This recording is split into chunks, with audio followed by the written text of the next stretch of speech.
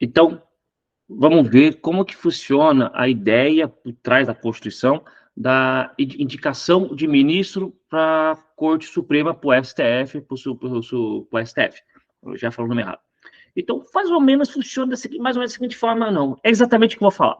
Porque, assim, como você vai analisar a regra da indicação, fazer um paralelo bem rápido, o Brasil se assemelha nessa parte, não só nessa, mas na parte constitucional, se assemelha muito à legislação constitucional americana, a legislação que eu digo, os procedimentos, né, de impeachment, alguma coisa assim, que falar que a nossa Constituição é igual à americana, não dá, são coisas bem totalmente diferentes.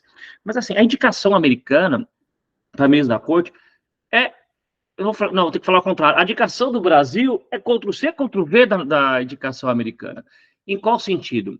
Ela pega uma regra básica, bem simples, simplesinha mesmo, coloca assim na mão do presidente. Presidente da República, ó, tá na tua mão.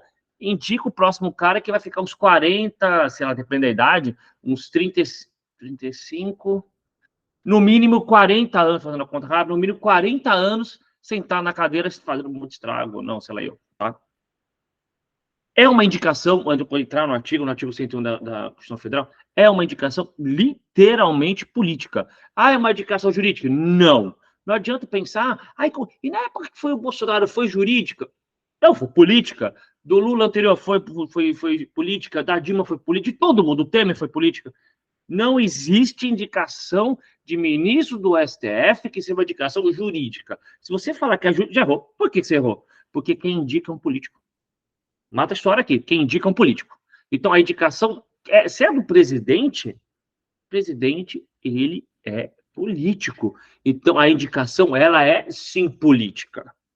Tem que lembrar disso. É uma indicação literalmente política. Você não tem um conteúdo jurídico. Você tem um conteúdo jurídico do trâmite de como vai estabelecer se essa pessoa vai ser aprovada, não vai ser aprovada, se ela atinge os requisitos mínimos ou não. Ponto. Tá? Então, lembrando, é uma indicação política. Será que foi analisada a parte técnica? A Constituição nem pede isso. Por isso que a gente tem que fazer um filtro. Tá? Por isso que é importante fazer um filtro. Tá? Vamos ver. O artigo 101, ele coloca umas regrinhas, artigo 101 da CF, ele coloca algumas regras mínimas para você ser possivelmente indicado para compor a Corte Suprema do Brasil. Primeira regra, é uma regra temporal. Por isso que eu falei agora há pouco, olha, o cara vai ficar sentado na cadeira lá fazendo besteira ou não sei, durante no mínimo 40 anos. Por que eu falei no mínimo mais ou menos 40 anos? Fiz uma conta bem ruim, assim, horrorosa por cima.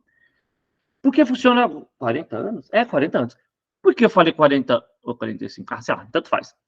Porque a idade mínima para indicação temporal é 35 anos. Então, eu tenho, olha, uma pergunta boa para exame de ordem, e ao mesmo tempo uma pergunta bem filha da... O cara tem 34 anos, foi indicado pelo presidente.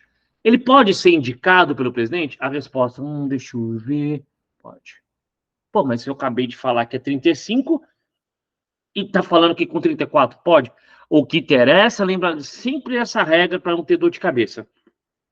O que mata para você ocupar um cargo público é no momento da posse. É da posse. Lembra que é da posse e não da indicação, no caso do artigo 101 da CF, da escolha. Tá bom? Então, nunca aconteceu, mas se cai alguma coisa assim, o que interessa é requisito básico, ele é da posse. Mas vamos para a prática. Pô, ninguém vai se arriscar. Ela falou que segura um pouquinho, deixa o cara fazer aniversário, eu faço a indicação. Tá bom? Mas, então, o critério temporal inicial é mínimo de 35 anos e no máximo 70 anos. E no máximo 70 anos, né? Porque 75 aposentadoria compulsória, então fica 5 anos enchendo o saco no STF. Então, o intervalo de idade, lápis temporal que a pessoa deve ter, né? Para ser indicado, não é para ser ministro, para ser indicado, ela tem que ter de 35, mínimo 35, a 70 anos. Tem que estar nessa curvatura aqui, nesse lápis temporal, nesse intervalo de tempo. Passou ou muito antes, infelizmente não pode ser indicado, tá bom? Regra básica.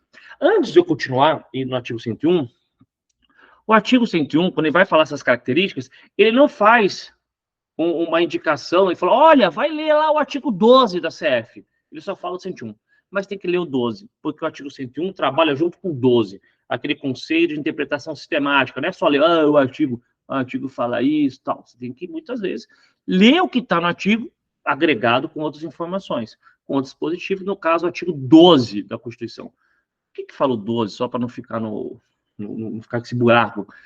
Posso indicar quem? Pessoa humana. Pessoa humana, sem pensar na qualificação dela. Vamos para o quesito mais territorial, vocês vão entender. Eu posso indicar quem para ser ministro. Quem pode ser ministro?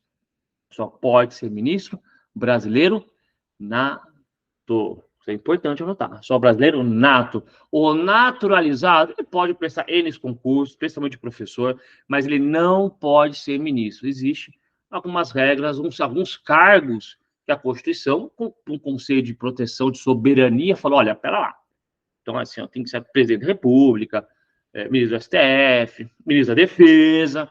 Para você entrar nesses cargos, cara, vão ter que ser quem nasceu aqui, solo brasileiro, tal. Brasileiro nato, tá? O naturalizado não pode, tá bom? Então é importante lembrar isso. Aí, continuando, a Constituição fala, no artigo 101, voltando, depois que ele fala da idade, fala que tem que ter notável saber jurídico. Dadas as últimas decisões, aparentemente, o notável saber jurídico foi deixado de lado, mas sem, do ponto de vista crítico e política, notável saber jurídico. Primeira informação básica aqui, que ao mesmo tempo é lógico, ao mesmo tempo é ilógico. Eu preciso ser formado em direito para sindicado, ministro? Não. Parei. Eu preciso ter mestrado, doutorado? Não.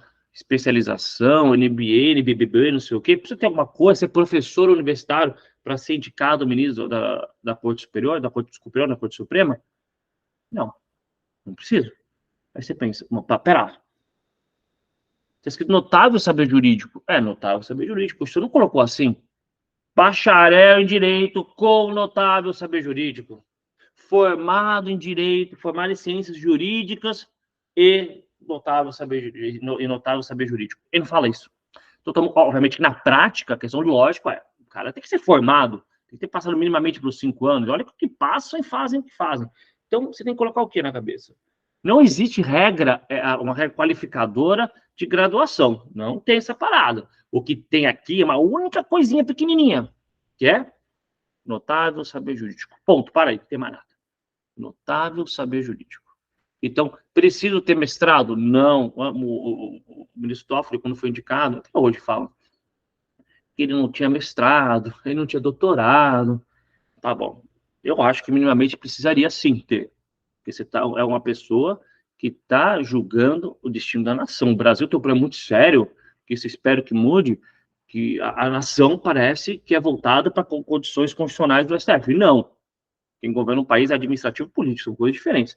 Mas sem entrar nesse ponto, é uma pessoa que tem que ter uma capacidade jurídica muito, extremamente elevada. Perdão, tem que ter um discernimento bem elevado.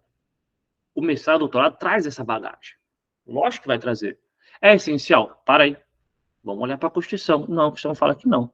Ela fala notável saber jurídico, você pode ter um puta cara que sabe muito, mas não tem lato 6, não tem mestrado, não tem nem especialização. Né? Eu dei aula há muitos bilhões de anos atrás, muito tempo atrás, de direito tributário. Na aula tinha um rapaz que ele trabalhava, obviamente, com direito tributário. Sabia muito, muito. Falava aula, explicava as coisas para a sala. Para ele era muito fácil. Ele ainda anotava, falava só, olha tal livro, tal. Tinha um discernimento muito grande. Por que eu quero chegar aqui? Por que eu estou fazendo essa comparação? Pô, o cara tinha um notável, aparentemente, um notável saber jurídico tributário. Vamos isolar a matéria. Mas tinha. Perceba. O conhecimento jurídico, não, uma questão de lógica, vem com a graduação. Mas a Constituição não colocou isso como regra. É isso que tem que se pautar. Se a Constituição não colocou como regra, você não pode colocar. Então, para nós, a qualificadora é notável saber jurídico, que, em tese, são advogados, são, já foram promotores, procuradores, assim por diante, juízes. Juízes, acho que nós só temos um juiz na corte que é de formação mesmo, o restante, não. Então, toma cuidado, não existe o signo graduado. O signo graduação, o que existe aqui é notável saber jurídico, que é extremamente complicado. A gente até volta daqui a pouco nele. E quase o último requisito para indicação, hein? Para indicação, 35 anos até 70, tem que ser brasileiro nato, notável saber jurídico e reputação ilibada. Aí é um negócio complicado. Reputação ilibada. Se você parar para pensar, o que é? Eu não consigo te explicar corretamente. Não sei. Não sei.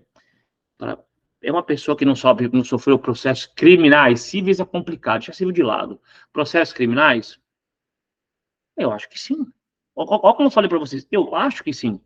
Porque a Constituição, quando ela fala esse conceito, ela quis que nós criássemos o conceito. Ela falou, reputação ilibada, e na cabeça da Constituição, se virem com o conceito, que eu não sei também o que é. Foi isso que ela fez. Então, é uma pessoa moralmente aceita na sociedade? Primeiro, que é uma expressão horrorosa. Se você vai pensar, tem alguns ministros, jamais. Então, toma cuidado. Reputação ilibada, necessariamente, eu entendo que é aquela pessoa que não está sofrendo processos, e obviamente na esfera criminal. Ah, está sofrendo processo civil. Na civil todo mundo entra. Criminal, você tem vamos melhorar, condenação criminal. Sofrer processo é uma coisa complicada, que a gente tem houve alteração do entendimento, que é a culpabilidade, né? Vem só com o trânsito. Então, quem tem condenações criminais cíveis eu não gosto de trazer, porque cível, ato da vida civil não pode interferir se você tem uma reputação boa ou não, em sim criminal, tá? Então, tomem cuidado. A Constituição não trouxe muito conceito. Nas últimas vezes que eu vi exame de ordem sobre esse assunto, não lembro de perguntar, o que é reputação de dado? Porque o próprio examinador que vai fazer a prova, ou qualquer um, não sabe o que é.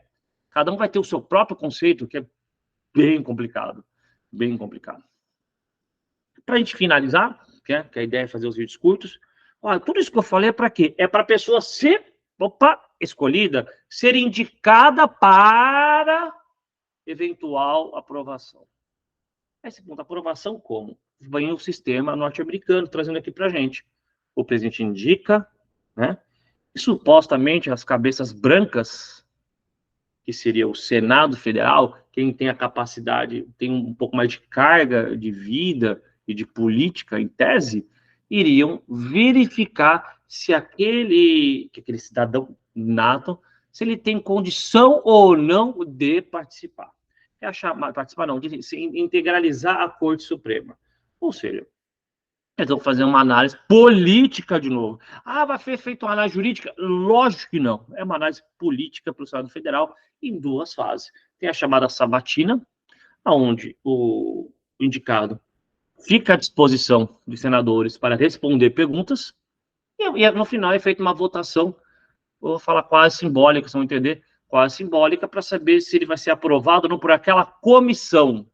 Aquela comissão, ele vai ser chamado, vai se apresentar, obviamente, passar o currículo, e vai responder as perguntas dos senadores, e não dos deputados. Isso é no Senado Federal. Feito isso, pode passar por essa aprovação. Essa aprovação, eu falei para vocês, ela é literalmente simbólica. Simbólica por quê? Porque quem manda é o plenário. Como essa sabatina feita nessa comissão, obviamente, é emitido um relatório, toda a comissão no Congresso Nacional emite um relatório, esse relatório é levado para o plenário.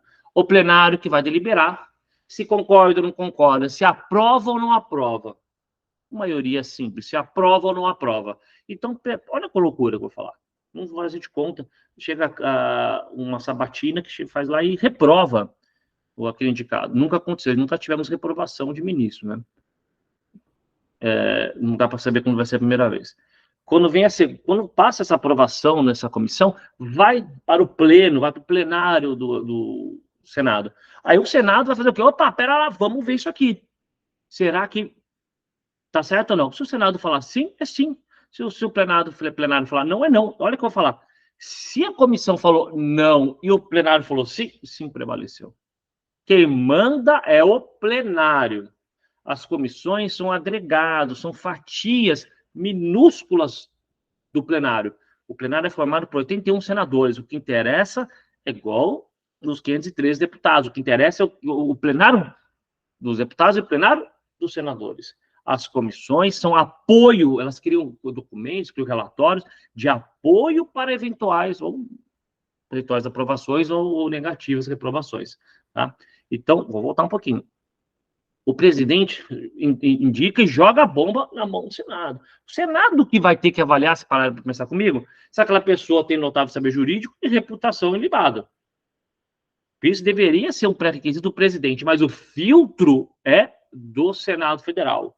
O Senado Federal tem que fazer a sabatina, e posterior à sabatina vai para o plenário que decide em primeira e última instância se aquela pessoa vai compor o cargo ou não. Foi aprovado pelo plenário, é marcada uma data para posse. Com a posse, aquela pessoa assume imediatamente todos os requisitos, isso é importante, todos os requisitos e garantias da magistratura. Para aí, eu não quero entrar em prazo, nada. Mas você pega um juiz de primeira instância, ele não absorve todas as garantias vão sendo comidas, vão entrando na mão dele. Por exemplo, rapidinho, um juiz, assim que ele entra, normalmente você entra com um cargo de juiz substituto, então você acaba ficando uma vara, vai para outra, então você está se movimentando. O ministro do STF, ele ganha a tranquilidade de sentar o bumbumzinho dele naquela cadeira e não ter a movimentação, não ter movimentação nenhuma. A jurisdição dele está fechada, definitiva ali. A vitalicidade dele é agregada naquele exato momento que ele toma posse. Já é vitalício. É uma coisa estranha, mas já é vitalício. A pessoa estuda que nem um louco, não é vitalício, mas de imediato, né? Depois, sim. Ele não. Opa, indicou, bateu um papo com o presidente, legal, já vira vitalício. Tá bom? Então, a regra para matar está no artigo 101 e 12 da Constituição, que fala, o 12 só fala que aquilo que interessa é que para ser ministro do STF tem que ser brasileiro nato. E as regras básicas vão lá para o 101. Tá? E lembra que a sabatina é obrigatória, a sabatina. Tem que passar para a sabatina, uma comissão só de senadores, não tem CPMI, é mista, não tem mista aqui, é só senadores. Passa para essa comissão e posterior, depois vai para onde? Vai para o pleno, vai para o plenário do STF. Opa, plenário do Senado Federal. Tá bom? Beleza?